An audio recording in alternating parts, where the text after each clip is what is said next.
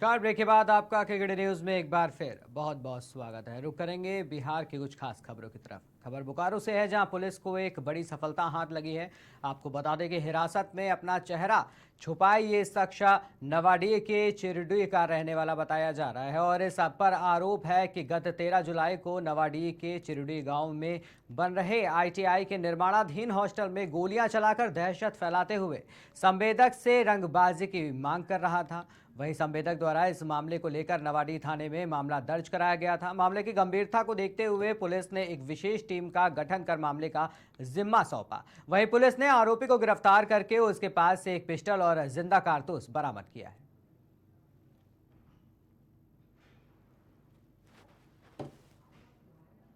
सभी जानते हैं कि दिनांक 13 की मध्य रात्रि में नवाडीह थाना के चिरडुई गांव में एक अपराधियों द्वारा फायरिंग किया गया था और फायरिंग के बाद जो है रंगदारी की मांग की गई थी, जो आईटीआई की बिल्डिंग तैयार कर रहे हैं उसके संवेदक से। इसके बाद संवेदक द्वारा थाने पर आकर के इस संबंध में एक प्राथमिकी दर्ज कराई गई थी। प्राथमिकी दर्ज होने के बाद ये चूँकि एक अत्यंत ही संवेदनशील मामला था और अन्य जिले भी आस पड़ोस के सब जगह इस तरह की घटनाएं घट रही थी, लिहाजा हम लोगों ने भी इसके लिए काफ़ी संवेदनशीलता दिखाते हुए एक अच्छी टीम तैयार की, जिसमें दोनों थाना प्रभारी और पुलिस निरीक्षक बैरमो और इसके साथ दो जो सबसे तेज़ तर्रार सब इंस्पेक्टर थे उनको लगाया गया था कि इस कांड का उद्भेदन करके इनकी गिरफ्तारी की जाए। इसी क्रम में कल एक जगह सूचना मिली और इस सूचना पर जो है जो मेन इसका जो क्रिमिनल था कुतुबुद्दीन अंसारी, जो चिरडुई गांव का ही रहने वाला था, उसकी गिरफ्तारी हुई है और गिरफ्तारी के साथ उसके जो बॉडी सर्च के दरमियान उसके कमर से एक लोडेड पिस्टल और गोली मिली है, जो आप लोगों को दिखलाया गया है। ये कुतुबुद्दीन इससे पहले भी कई बड़े बड़े कांडों में शामिल रहा है। एक लंबी फहरिस्त है इसके आपराधिक अपराध की। कुतुबुद्दीन के बारे में ये कहना उचित होगा कि इसके जेल जाने पर यहाँ जो घटनाएं घट रही है, उस अपराध की जो घटनाएं हैं उसमें काफ़ी कमी आपको देखने को मिलेगी। हम लोग काफ़ी जो टीम है पुलिस टीम की प्रशंसा करते हैं और इन्होंने काफ़ी मेहनत से और काफ़ी समय दे करके और लगन से वेदन किया है और इन लोगों को बधाई। और जो विभागीय तौर पर इनको जो पारितोषिक होगा उनको दिया जाएगा और ये एक अच्छा कैच है बोकारो पुलिस के लिए। हम लोग उम्मीद करते हैं कि इससे आम जनमानस में भी अच्छा मैसेज जाएगा पुलिस के प्रति। सर, और इसके साथी जो और थे उनके बारे में ही पता चल गया, उनको भी हम लोग ढूंढ रहे हैं। एक और है इसमें शामिल जो है इस घटना में, उनको हम लोग ढूंढ रहे हैं और उसको भी जल्द ही हम लोग पकड़ लेंगे।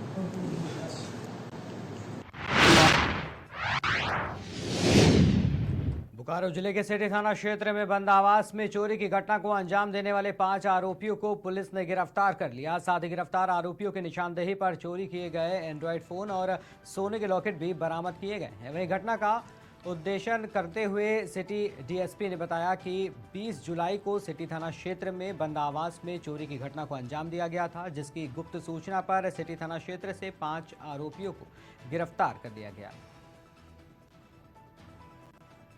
अलीबाग स्थित रहने वाले सूरज कुमार के द्वारा एक लिखित आवेदन जिसे डीएस सिटी थाना में दिया गया है कि उनके घर में घुसकर किसी अज्ञात के द्वारा चोरी की गई है और इस चोरी के में 235/2023 कांड संख्या दर्ज किया गया है, जिसमें अनुसंधान के दौरान एक टीम का गठन भी किया गया था और जिसमें अज्ञात चोर की संलिप्तता को उजागर करते हुए 5 लोगों की गिरफ्तारी की गई, जिसमें अजीत कुमार, राहुल कुमार, धर्मेंद्र कुमार और रमेश कुमार और अभिजीत बनर्जी पकड़ाए, जिसमें अपने स्वीकारती बयान में स्वीकार भी किया कि हम लोग चोरी किए हैं और इन लोगों की निशानदेही पे एंड्रॉयड फ़ोन और चोरी किए गए सोने का लॉकेट भी बरामद किया गया है, जिसकी जब्ती सूची बनाई गई है। सर, कहाँ से इनको गिरफ्तार किया गया और सर इनका आपराधिक इतिहास पहले से है क्या? इनमें कुछ लोगों का आपराधिक इतिहास है और गिरफ्तार जो है वो सिटी थाना क्षेत्र से ही गिरफ्तारी की गई है। सर, क्या इनका मोटस ऑपरेंडिस कैसे सर ये करते थे? ये लोग बंद घर में या किसी सुनसान घर में घुसते हैं और वहाँ से जो भी रखे सामानों से चोरी कर लेते हैं। पहले से देखी हाँ, रात में या दिन में ही लोग घूमते रहते हैं। इनका कुछ लोग हैं जो घूमते हैं, और कोई बंद घर हो या फिर कोई सुनसान या जिसमें कोई व्यक्ति नहीं पाए जाते हैं तो उसमें ये लोग घुसते हैं और वहाँ से सामान की चोरी करते हैं। अलीबाग स्थित रहने बोकारो के पार्टी ऑफिस में जिला अध्यक्ष हीरालाल मांझी की अध्यक्षता में कार्यकारिणी को लेकर विशेष बैठक की गई। वही बैठक में सदस्यता अभियान इकाई संगठन और संगठन पर विस्तार पूर्वक चर्चा हुई। साथ ही इसमें सर्वसम्मति इकाई संगठन के गठन को लेकर एक लंबी डिस्कशन भी हुई। वही बैठक में जिला अध्यक्ष ने सभी पदाधिकारियों को डुमरी चुनाव को लेकर दिशा निर्देश दिए। आज झारखंड मुक्ति मोर्चा बोकारो जिला कमेटी का कोर कमेटी की बैठक चल रही है। आगामी डुमरी विधानसभा चुनाव को लेकर के परिचर्चाएं हो रही है और आने वाला लोकसभा विधानसभा पर भी तैयारी चली है, जिसमें हम लोग पंचायत कमेटी का गठन, बूथ कमेटी का गठन, ये सारे बिंदुओं पर चर्चा कर रहे हैं। और विशेषकर बोकारो जिला कमेटी के द्वारा जो कोर कमेटी में निर्णय लिया जाएगा कि हम लोग बोकारो जिला में विंग संगठन का हम लोग उस पर चर्चा कर रहे हैं। आज जो भी नाम आया है, प्रस्ताव आया है, उसको लेकर के हम लोग केंद्र समिति को भेजने का काम करेंगे। विंग समिति में आपका युवा मोर्चा है, किसान मोर्चा है, छात्र मोर्चा है, महिला मोर्चा है, अल्पसंख्यक मोर्चा है, कीड़ा मोर्चा है और बुद्धिजीवी मोर्चा है। ये सारे जो हमारे 9 विंग हैं, उनका सारा हम लोग आज प्रस्ताव लेकर के सेंट्रल कमेटी को देने का काम करेंगे। क्योंकि सभी प्रखंडों से और नगर से हम लोग सारे लोगों से हम लोग प्रस्ताव लेकर के लिए हुए हैं, सब आ गया है। आज कोर कमेटी में निर्णय होना है। सभी विंगों का हम लोग विधिवत अध्यक्ष और कोषाध्यक्ष का नामों का प्रस्ताव देंगे। केंद्र समिति को हम लोग अनुशंसा करेंगे। मतलब जेएमएम पूरी तरीके से चुनावी की तैयारियों में जुट गई है। जी बिल्कुल, चुनावी की तैयारी में जेएमएम हमेशा रहता है। और आज चूँकि विशेषकर अब डुमरी का उपचुनाव भी होना है, इसलिए हम लोग आज इस पर चर्चा कर रहे हैं। निश्चित तौर से हमारा पंचायत जहाँ गठन नहीं हुआ है, उसको गठन करने का हम लोग प्रखंडों में निर्देश दे दिए है। जल्द ही इसका गठन भी हो जाएगा और आने वाले समय चुनाव के लिए हम लोग प्रस्तुत। आज झारखंड में वृंदावन के सप्त देवालयों से एक ठाकुर राधा दामोदर मंदिर में पुरुषोत्तम मास के उपलक्ष्य पर विशेष श्रृंगार के दर्शन का आयोजन किया गया, जिसमें देश विदेश के भक्तों ने मंदिर में आकर दर्शन का लाभ उठाया। साथ ही उत्सव स्वरूप ठाकुर राधा दामोदर लाल को 56 भोग भी लगाए गए। बता दें कि वृंदावन के अनेक साधु वैष्णव ब्रजवासी जनों की प्रसाद सेवा का भी आयोजन किया गया। वहीं मंदिर परिसर में शास्त्रीय संगीत का मधुर आयोजन हुआ, जिसमें अंतर्राष्ट्रीय आनंद ग्रुप ने राग मल्हार, दरबारी, धानश्री, आनंद भैरव आदि रागों की मनमोहक प्रस्तुति द्वारा ठाकुर राधा दामोदर लाल को रिझाने का सुंदर प्रयास किया।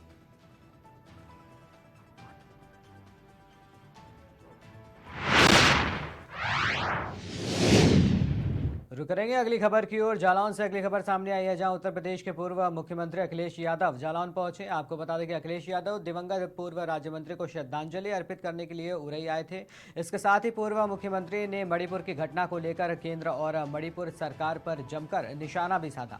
उन्होंने कहा कि जालौन जिले में कोई भी ऐसी सड़क नहीं बची जिस पर अन्ना जानवर न मिले। वहीं आगामी लोकसभा चुनावों में विपक्ष के पास प्रधानमंत्री के चेहरे को लेकर पूछे गए सवाल पर उन्होंने कहा कि विपक्ष के पास चेहरों की कमी नहीं है। विपक्षी इंडिया दल के पास हर उम्र और अनुभवी चेहरे हैं।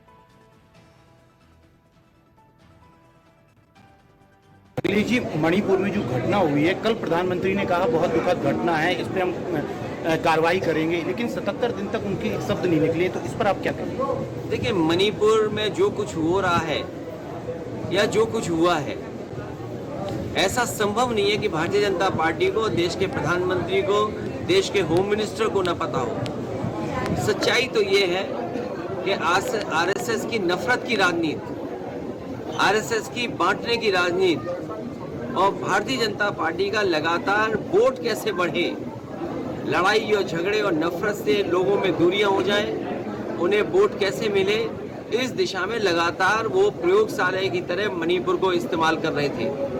और उसका परिणाम ये हुआ, कई लोगों ने जान दे दी, जान खो गई, और न जाने कितने लोगों को घर छोड़ना पड़ा, नुकसान हुआ है। और जिस तरह की तस्वीरें आई कि एक महिला को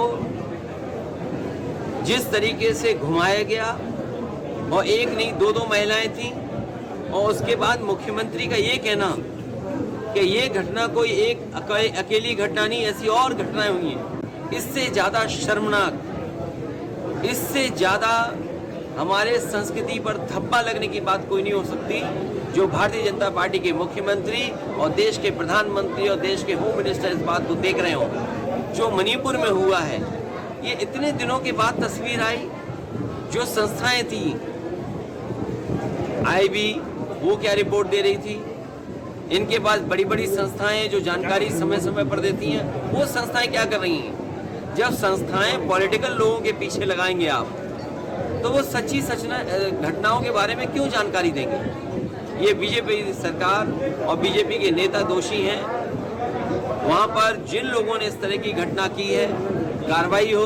और आपके माध्यम से यही अपील होगी मणिपुर की जनता से कि झगड़ा, हिंसा, एक दूसरे के खिलाफ नफरत फैलाने से कोई रास्ता नहीं निकलेगा। मिल बैठ करके और जो समस्याओं का समाधान कर सके, वैसे वहाँ के लोगों को समस्या का समाधान के लिए सोचना चाहिए। संसद में आज राजनाथ सिंह ने कहा है कि हम चर्चा के लिए तैयार हैं संसद में इस मुद्दे पर। चर्चा के लिए तो तैयार होना ही पड़ेगा। लोकतंत्र में आप किसकी जबान दबाओगे? आप कितने कैमरे बंद करोगे? कितनी सूचनाएं रोकेंगे? और फिर ये चर्चा या कार्रवाई पहले होनी चाहिए थी। आखिरकार सरकार ये सब घटनाएं क्यों छिपा रही थी? बीजेपी कहती है कि इंडिया के पास चेहरा नहीं है, कोई लीडर नहीं है, इस पर आप क्या कहेंगे? बीजेपी का चेहरा बुंदेलखंड देख करके समझ जाओगे। चेहरे की जरूरत है कि आपको काम की जरूरत है जी। अगर आपको महिला प्रधानमंत्री चाहिए तो हम पे महिला प्रधानमंत्री है, उसका भी चेहरा है हमारे पास। कम उम्र का चाहिए तो वो भी हमारे पास है। बुजुर्ग चाहिए वो भी हमारे पास है। तो हमारे पास तो बहुत चेहरे हैं। और एक चेहरा तो आपने देख लिया, यही उद्घाटन हुआ। और मोदी उद्घाटन के बाद एक्सप्रेसवे का क्या हुआ? ये वही बुंदेलखंड है जो उम्मीद लगा के बैठा है कि यहाँ के नौजवानों को रोजगार और नौकरी मिलेगी। यहाँ के नौजवान, यहाँ का एक एक युवा इस बात का आकलन करेगा कि दिल्ली की 10 साल की सरकार और उत्तर प्रदेश की जब चुनाव होंगे तो 7 साल की सरकार ने उन्हें कितनी रोजगार, कितना काम दिया है और नौकरी कितनी मिली। जो काम बुंदेलखंड में शुरू हुए थे वो सब ठप पड़े हैं। यहीं आपके बुंदेलखंड के बगल में एरएच डैम बन रहा था, क्या एरएच डैम का काम नहीं रुक गया? यही सड़कें 4 लेन बनी हैं। अपनी सड़क बनाने के लिए खजूर लगा दिए, क्या खजूर से जानवर भाग जाएंगे? कौन सी सड़क जालौन की बची है जिसमें जानवर न दिखाई देते हो? आपने खजूर लगा दिए, क्या खजूर से जानवर भाग जाएंगे? और फिर किसान को यही तो भरोसा दिलाया गया था कि उसकी आय दोगुनी होगी। क्या बुंदेलखंड के किसान यहाँ की पैदावार का 2 गुना या ज़्यादा उनको मुआवजा या पैदावार की कीमत मिल रही है क्या? जो मंडियां बनाई वो तक तो ठीक चला नहीं पा रहे। अखिलेश जी आपका इसलिए ये जो कह रहे हैं कि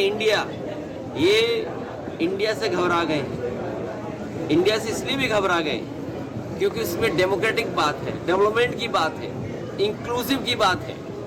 और जब इंक्लूसिव की बात होगी तो समाजवाद की बात होगी। अगर इंक्लूसिव को देखोगे तो वही जो समाजवाद चाहता है वही इंक्लूसिव ग्रोथ है। और आपको याद रखना चाहिए ये घबराने वाले लोगों को, एक बार तो विधानसभा में न जाने कितने लोगों को जगा करके इन्होंने विधानसभा चलाई थी, उसमें याद है इंक्लूसिवनेस की बात की थी। तो आज कहाँ हैं हम? कहाँ भेदभाव खत्म हो गया? कहाँ जो हमारे आपके बीच में आर्थिक भेदभाव है कहाँ खत्म हो गया? जातियों का भेदभाव कहाँ खत्म हो गया? तो अगर हम इंक्लूसिवनेस की बात कर रहे हैं तो हम सबको साथ लेकर के चलने की बात कर रहे हैं। अखिलेश जी, मणिपुर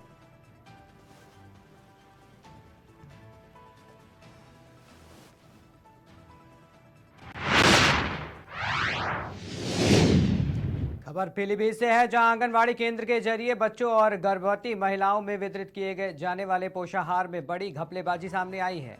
आंगनबाड़ी कार्यकर्ती ने बताया कि उनके यहाँ कई लाभार्थियों को पोषाहार नहीं मिल पाता है। वहीं ये वजह है कि समूह की अध्यक्ष प्रेमवती आने वाले पोषाहार में अपनी मनमर्जी से बंद पेटियों से जैसे दाल, रिफाइंड का तेल, दलिया के पैकेट उनको प्राप्त कराने से पहले ही निकाल लेती हैं, जिससे कई लाभार्थियों को पोषाहार नहीं मिल पाता। वहीं कई बार उनके द्वारा उच्च अधिकारियों से शिकायत भी करी गई है, लेकिन उसका कोई भी निस्तारण नहीं हो सका है।